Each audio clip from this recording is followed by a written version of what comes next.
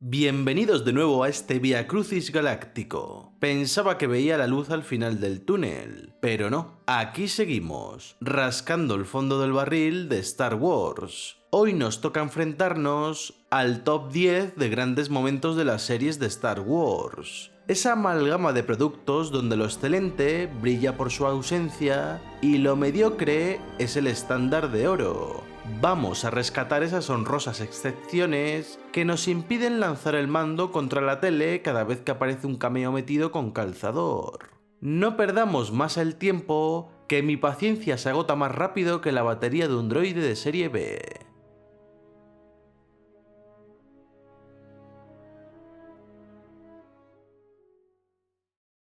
En el puesto 10, rescatamos uno de los arcos más atípicos y visualmente potentes de la serie de Clone Wars, el díptico de la bestia de Cylo. Lo que empieza como un homenaje al cine de catástrofes y a Godzilla, termina convirtiéndose en un crudo ensayo sobre el maltrato animal, la experimentación militar y la falta de escrúpulos de la República bajo el mando de Palpatine.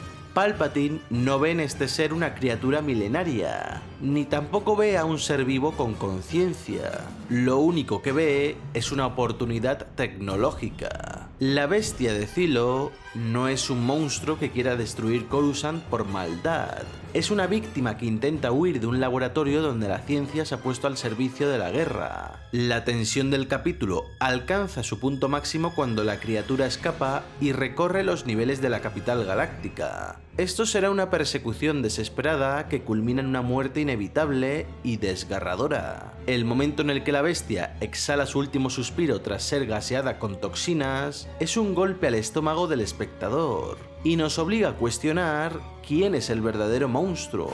Aunque parezca mentira, es un arco fundamental porque nos muestra por primera vez que el mal que corroe a la galaxia no viene solo de los Sith, viene también de una república que ha perdido su brújula moral. En el noveno lugar tenemos La Jedi, el episodio que introdujo a Ahsoka Tano al live action. Este momento es fundamental porque supone un regreso a las raíces fundacionales de Star Wars, el cine de samuráis de Akira Kurosawa. La atmósfera de la ciudad de Calodan, sumida en una niebla perpetua y ceniza, sirve como el escenario perfecto para un duelo de katanas. Lo interesante aquí es la fusión de géneros. Mientras el mandaloriano se encarga del duelo de pistoleros, Ahsoka se infiltra como una sombra, ejecutando una coreografía que se aleja de las piruetas excesivas de las precuelas para centrarse en movimientos precisos, letales y minimalistas, propios de un Ronin. Es un momento excelente porque logra que la serie se sienta por primera vez como una película de samuráis clásica y un spaghetti western de Sergio Leone, recordándonos que Star Wars siempre fue mejor cuando abrazaba sus influencias originales.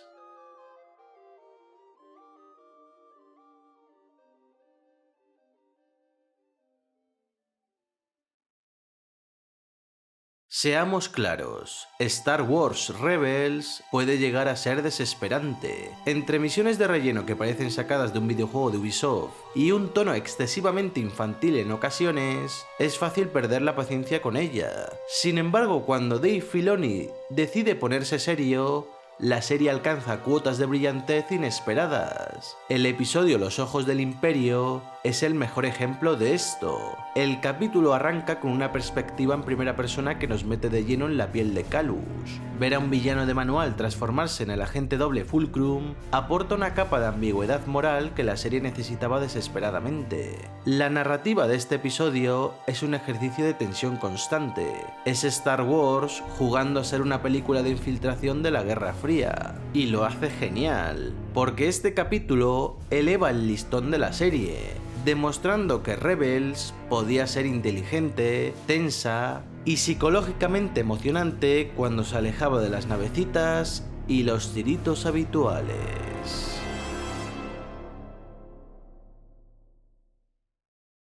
Es cierto que Andor mantiene ese ritmo pausado que puede desesperar a los que buscan solo espadas láseres, pero esa lentitud es necesaria para que cuando estalla la violencia, el impacto sea sísmico. Uno de estos estallidos fue el momento en el que los droides de seguridad de la serie KX cargan contra una multitud de manifestantes, y es sencillamente lo más terrorífico que ha parido la franquicia en años.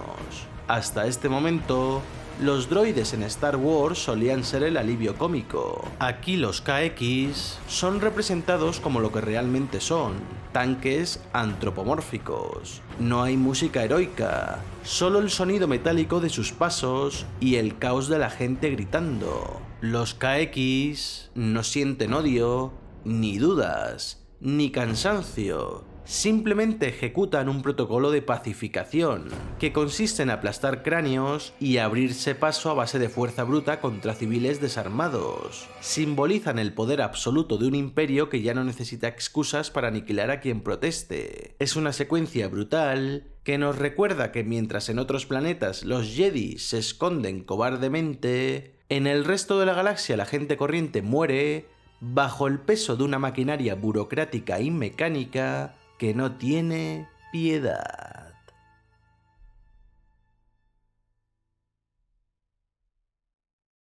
Después de años de altibajos, misiones de droides y arcos argumentales irregulares, The Clone Wars se despidió con un final soberbio. El clímax centrado en la Orden 66 es un ejercicio de tragedia griega narrado a través de los ojos de una Jedi que ya no se siente como tal. El momento en el que el Capitán Rex, el símbolo de la lealtad y la humanidad de los clones, sucumbe a la programación y trata de asesinar a Ahsoka es demoledor. Ver a Ahsoka arriesgar su vida no para derrotar al enemigo, sino para salvar el alma de su amigo, redefine lo que significa ser un Jedi. La dirección artística de la serie alcanza su cenit en el plano final.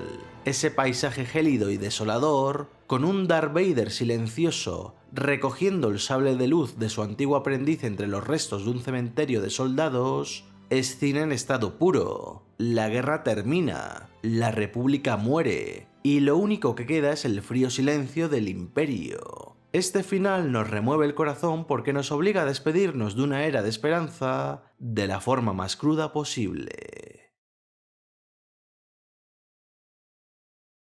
Si Andor se construye sobre pilares de 3 episodios, el arco de la prisión es su catedral. Estos 3 capítulos no son solo una trama de fuga de cárcel, es un estudio sociológico sobre la deshumanización. El diseño de la cárcel es un homenaje directo a THX 1138, la ópera prima de George Lucas, un entorno clínico de un blanco cegador y estéril, donde el imperio no necesita rejas para encarcelar el espíritu. La prisión es una máquina de eficiencia terrorífica. El suelo electrificado convierte cada paso en un acto de sumisión. No hay guardias en cada esquina porque la propia infraestructura es el verdugo. La tensión se cuece a fuego lento mientras Cassian comprende la realidad. El imperio no libera a nadie, simplemente los recicla entre plantas hasta que mueren por agotamiento o por un intento de fuga. Lo que eleva estos 3 capítulos al top 5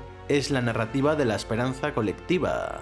Ver a personajes como Kinoloy pasar del colaboracionismo por miedo al liderazgo revolucionario es oro puro. Esto es cine de cárceles de la más alta escuela, donde el enemigo no es un Sith con un sable, sino una burocracia que te considera una pieza de repuesto.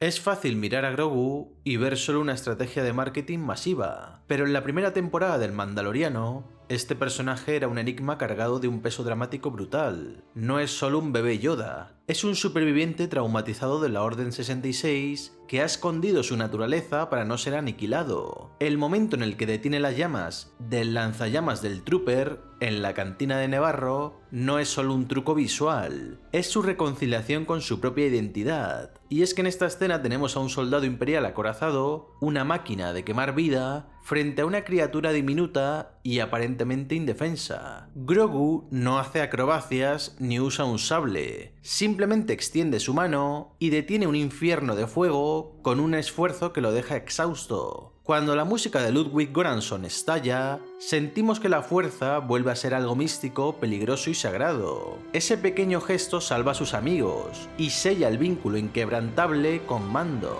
recordándonos que incluso en el rincón más sucio y olvidado de la galaxia, la luz todavía tiene algo que decir.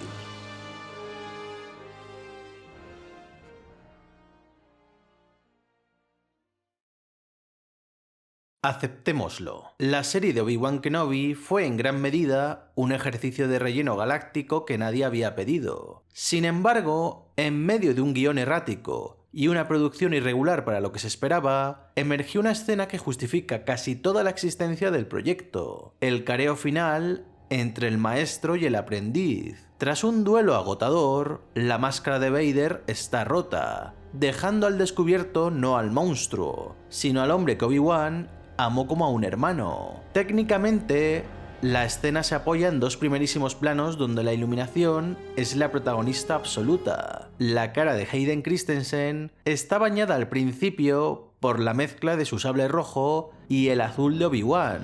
Es una metáfora visual de la lucha interna que aún queda en él.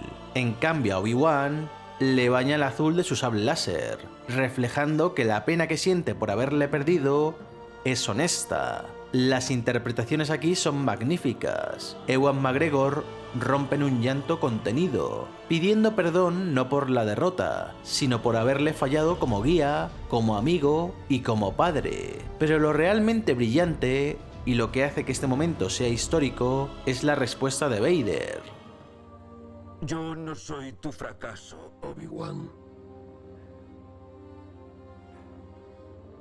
Tú no mataste a Anakin Skywalker.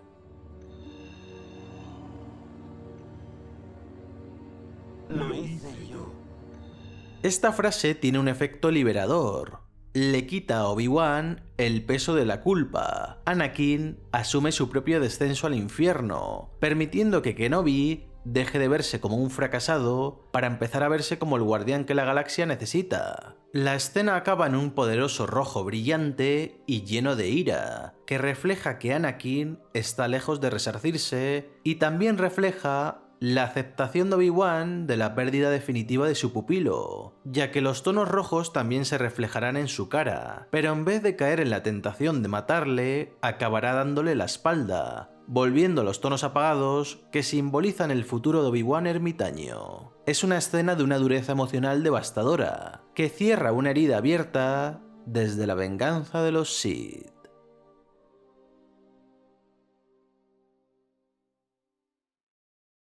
Para entender por qué este momento es el corazón de la serie, hay que recordar la magnitud de la traición. No fue solo un plan de Palpatine, fue la propia Orden Jedi la que cavó su tumba moral. La trama comienza con un atentado terrorista en el Templo Jedi, y mediante una red de pruebas plantadas y asesinatos silenciados, Ahsoka es incriminada. Lo brillante y doloroso de este arco es ver cómo la Orden, cegada por su alianza con el Senado y el miedo a perder su estatus político, le da la espalda a una de las suyas. Veremos a una Ahsoka fugitiva perseguida por sus propios hermanos de armas en los bajos fondos de Coruscant, mientras el Consejo Jedi se lava las manos para no contrariar al almirante Tarkin y a la opinión pública. Es la corrupción institucional en su máxima expresión. Cuando finalmente se descubre que la verdadera culpable es su amiga Barry Sophie, quien argumenta, no sin razón, que los Jedi se han convertido en señores de la guerra, el daño ya es irreparable. El clímax es pura poesía visual y narrativa. Bajo un atardecer de Coruscant que tiñe todo de un naranja melancólico, Anakin le ofrece su trenza de Padawan y el regreso a la Orden. Pero Ahsoka, en un acto de madurez asombroso, rechaza la oferta. Su decepción no es solo con el sistema, sino con una fe que la juzgó sin pruebas. Este momento es sublime porque es el primer gran fracaso personal de Anakin. La imagen de Ahsoka caminando hacia el horizonte mientras la música de Kevin Keener se desvanece es posiblemente el momento más triste de la serie, porque marca el inicio del fin. Sin Ahsoka a su lado para equilibrarlo, Anakin queda a merced de sus sombras. Si Rebels empezó como una aventura ligera de bandidos espaciales, terminó convirtiéndose en una de las exploraciones más profundas y espirituales de la fuerza. El cierre de la cuarta temporada no es solo emocionante, sino una lección magistral sobre qué significa ser un Jedi de verdad. La muerte de Kanan Jarrus es devastadora por su construcción. Kanan no muere por un error o en un duelo. Él acepta su destino. A través de su conexión mística con los lobos de Lothal, comprende que su camino termina en esa plataforma de combustible.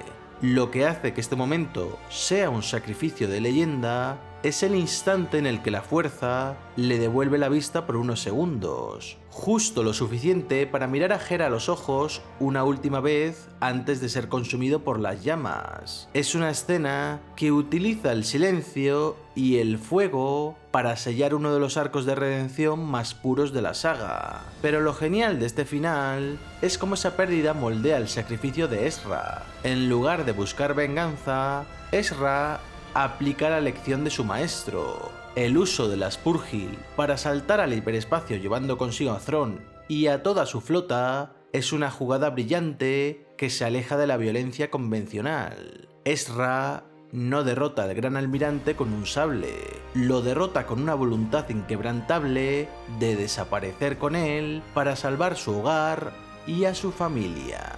Es el puesto número 1 porque nos regala una conclusión agridulce, pero perfecta. Los héroes ganan, pero el precio es la pérdida de los dos grandes Jedis. Es simplemente Star Wars en su estado más puro y espiritual.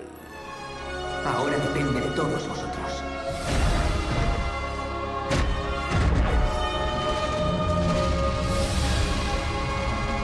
Y recordad, la fuerza os acompañará siempre.